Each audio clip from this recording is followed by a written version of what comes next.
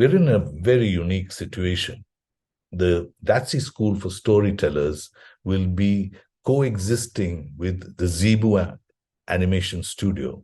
And therefore, we have a professional studio and a learning academy in the same place, physically in the same place.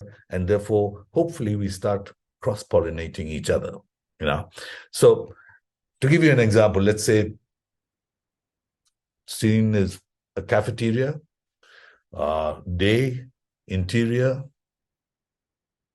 bunch of students walk into the cafeteria, move towards the coffee counter, start to order their coffee. Suddenly they realize that they're standing next to this guy, and they get into a conversation and realize that he's a concept artist from Hollywood. And, he's down here at the studio for some project work. And then you get into this lovely conversation about the art, about the economics of the whole industry, about cultural differences in different cities. And, in that way, this coexistence is going to make sure that you rub shoulders with different people from the studio, animation directors, lighting artists, maybe producers, concept artists. And all these guys are from the professional world of the studio, and a lot of them have spent 20, 30 years in the industry.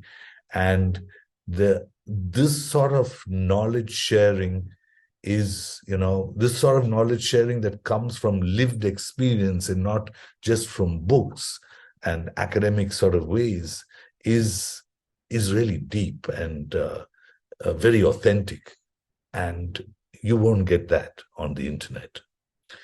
But apart from that, there are other curricula sort of elements that have been embedded into the learning environment.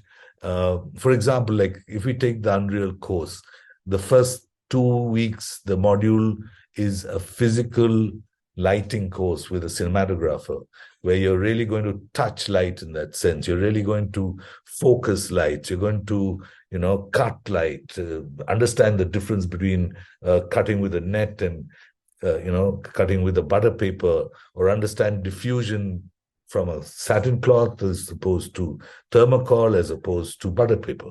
And this tactile understanding of light is going to give you a deeper understanding when you transit into the digital world of Unreal lighting. So these sort of added values have been planned and embedded into the curriculum so that the learning is much more transformational.